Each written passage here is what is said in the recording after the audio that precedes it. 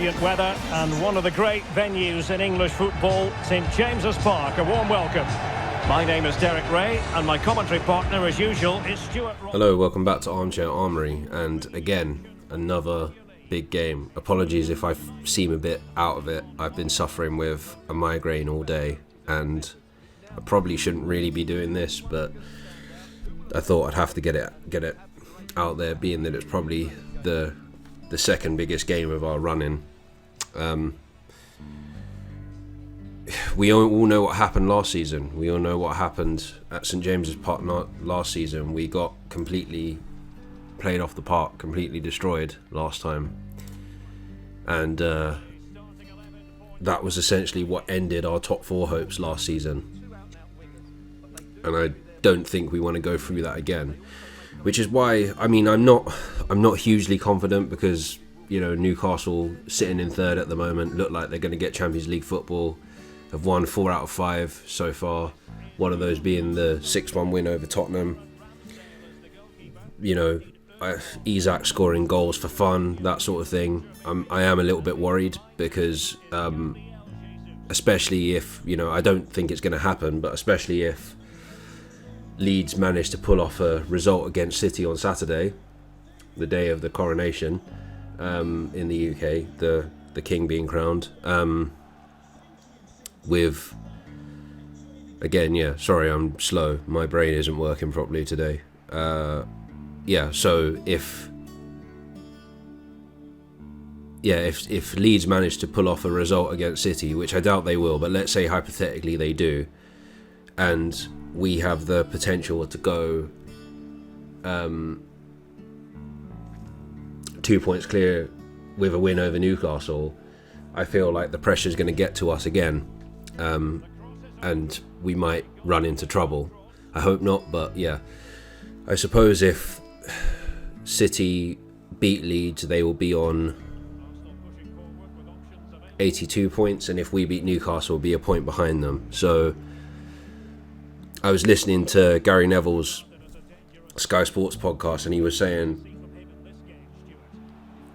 I don't agree with a lot of what that guy says, but I think in terms of political issues, but like footballing wise, I definitely agree with him here. He said Arsenal just need to keep up the pressure and make that game that City have at Goodison Park mean something.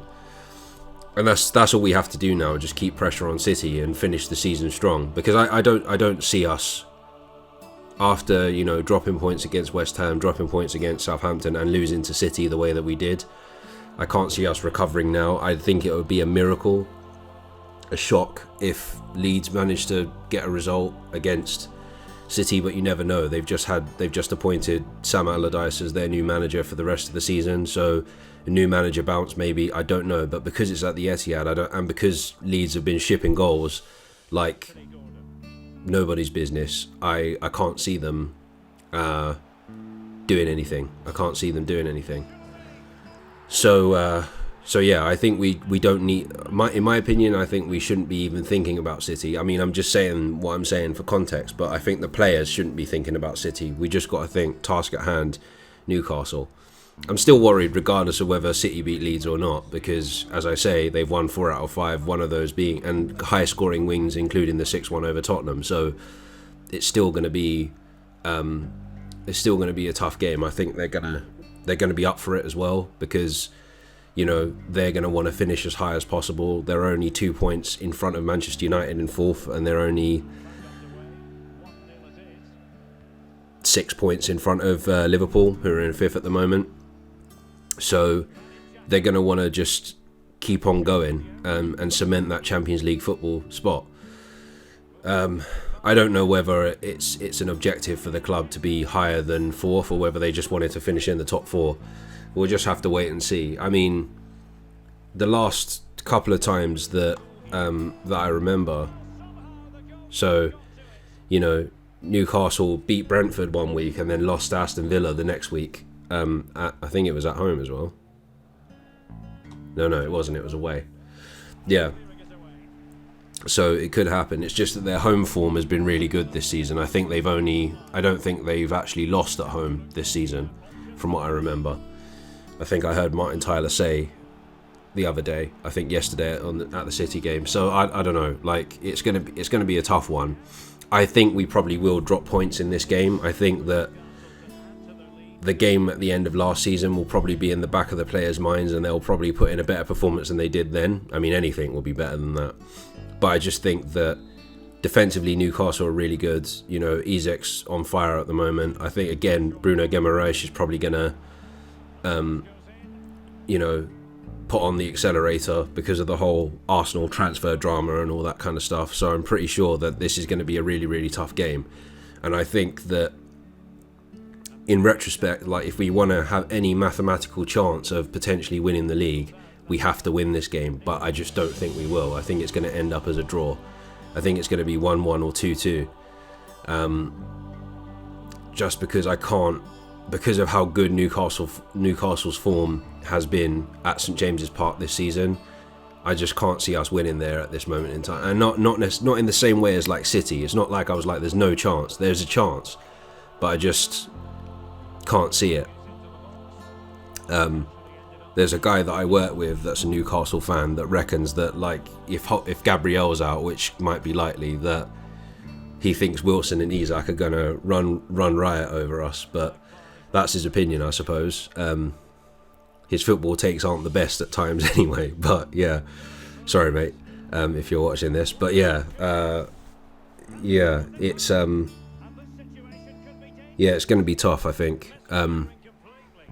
I think I will be probably coming on here at the end on Sunday saying that this is officially the end of Arsenal's title run. All we've got left now is to finish second. So yeah, sorry guys, I know pessimistic as usual, but yeah, I am confident that we can get a result, but I just don't know. With the way they've been playing at the moment, I just can't see us necessarily beating them. Their home form has been, you know, unbelievable this season. They're always quite good at St James's Park anyway, you know. Yeah, they're fifth in the home form table. They're fifth. Obviously City and Arsenal will be top of it home form wise, but yeah, so we'll see what happens. But I'm going to go 1-1 or 2-2. I'm going to be really cautious because I also agree with my mate to some extent that like if Kivior played really well against Chelsea on Tuesday night, but if he's playing against Newcastle, who are a lot more kind of, you know, they've got a lot more to play for, I think he'll, and especially if Holding's there as well, I think having two left-sided centre-backs, I think they will probably struggle against Isak and Wilson if Isak and Wilson play, which I don't think they will. I think it will be I think Eddie Howe will play a 4-3-3, which he's pretty much played all season. So yeah, so that's what I think will happen. I think it's looking like the title run will be pretty much over because as I say, I can't see City dropping points to Leeds. And I can't see us beating Newcastle at St James's Park. You know, they got a draw off of us at the Emirates. It was 0-0. You know, they played with a very like high line and kept us out defensively. Up front they weren't too good, but yeah, all of a sudden they found their scoring boots again. And at home, with that atmosphere, I don't know. I'm not confident, put it that way. Yeah. Right. I think I'll leave it there then. So 2-2, 1-1 or 2-2. I'm going to say a score draw. I will be back again on Sunday after the game. So as always, until then, take care and stay safe.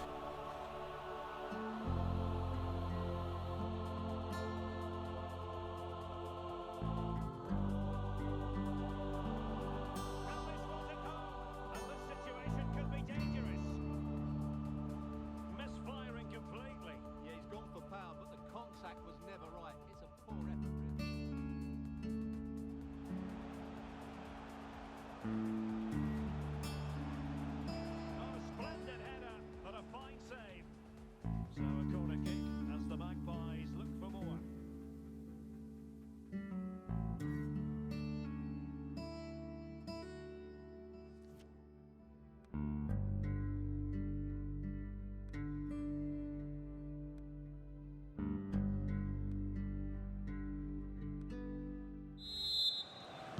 So the ball is rolling again. Arsenal trailing going into the second half. Will they come up with the right response?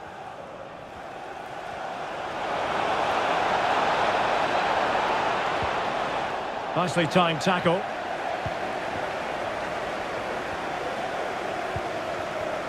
Isak. This might be ideal for the counter. And he's in. And a goal! There he is at the double. They just can't subdue him.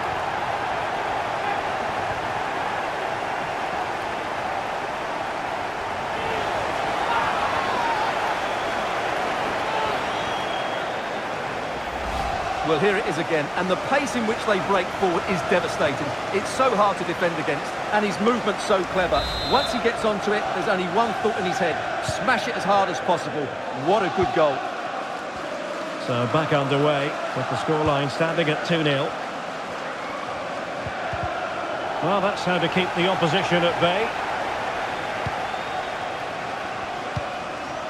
Guimaraes. Isak. And the referee felt he had to blow the whistle.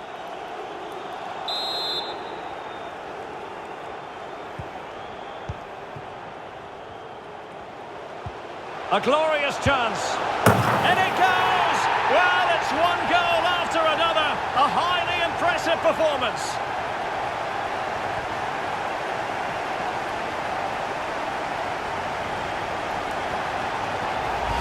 Well, let's look at this again. To pick out this pass shows wonderful vision. It's inch perfect, and there's certainly no doubt about the finish. He really hits it with power and accuracy. Nothing the keeper can do about that. So on they go again, and the Magpies beginning to run away with this.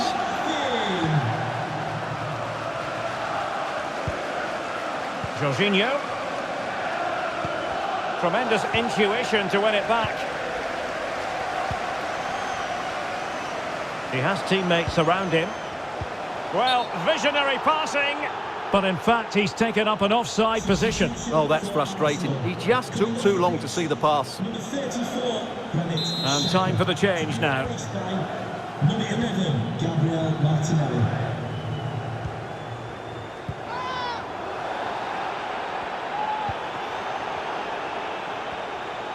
He's going forward well here. But timely defending when it mattered. Counter-attacking very much an option. Well, it petered out. Travelling here from Spain. Xavier, can you please go And it's Gabriel Jesus. at the ticket office? That's a nice-looking ball. Well, they couldn't take advantage of the opportunity. Firing it in. Able to get a body in the way. Well, he was in the right place to intercept.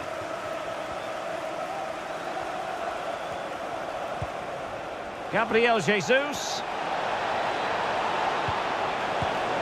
And that goes down as a very disappointing attempt. Well, the keeper can't believe his luck. That's a really poor effort.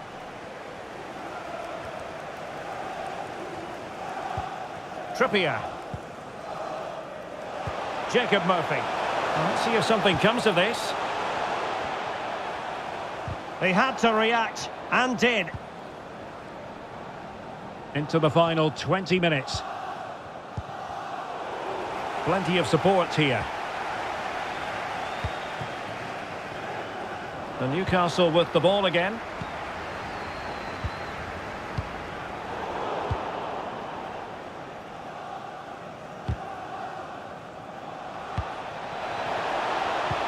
Well, it could be on for him here. Well, the only way to say it is he got it all horribly wrong, Stuart. Well, he has to make the keeper work harder than that. That's a tame finish. Isak. Joelinton. Will it be? A goal! An exceptional performance this. 4 to the good now.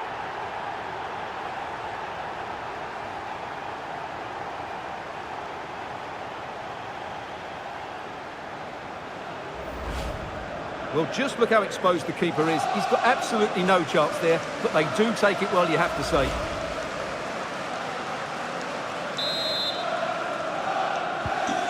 this is turning into something of a rout. 4-0. Opportunity in the wide area. Substitution for Newcastle United. And the perfect position to read it. Number 39, Well, the counter chance looks very real. 36, They need to get bodies back. Happy to take on the shot. Well, not the easiest of saves, but you'd expect him to stop it. Substitution for Arsenal. Substitution then.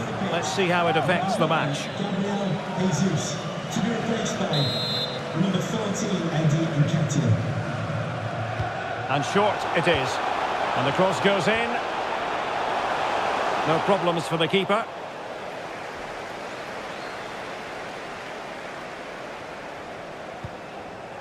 Trossard. Nketiah.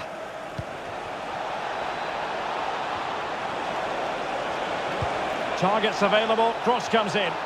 Well, at one point on its flight, I wondered if the keeper would have difficulties, but no problems in the end.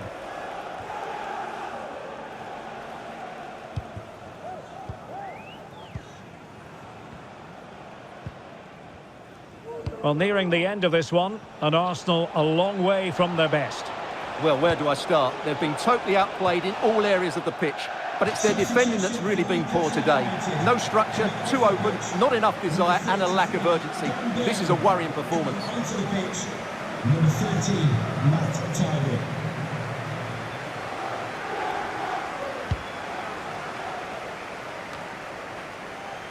And the keeper not thinking it through.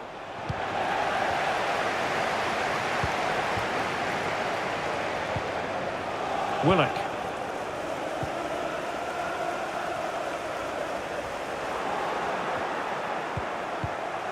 And giving the ball away. Terrific block.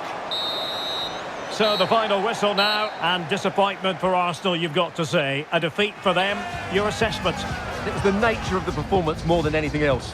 They never got out of second gear and were completely dominated all over the park. Tell you what, though, I wouldn't want to be in that dressing room right now. Well, he often cuts the figure of a thinking person's footballer. And Stuart, he's thought his way throughout this match. Well, I have to say, that was impressive. Not just his goals, but his all-round play. He was excellent.